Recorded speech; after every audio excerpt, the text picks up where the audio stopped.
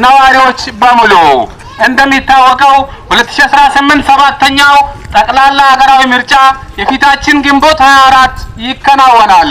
ለዚህም ኢዜማን እንድትመርጡ ስንል እናሳስባለን። ምልክታችን ሚዛን ነው።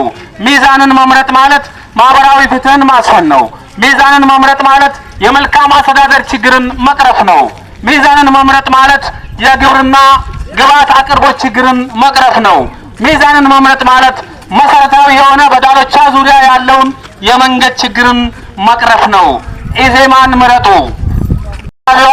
ነዋሪዎች በሙሉ እንደሚታወቀው 2018 ሰባተኛው ጠቅላላ ሀገራዊ ምርጫ የፊታችን ግንቦት 24 ይከናወናል። ለዚህም ኢዜማን እንድትመርጡ ስንል እናሳስባለን።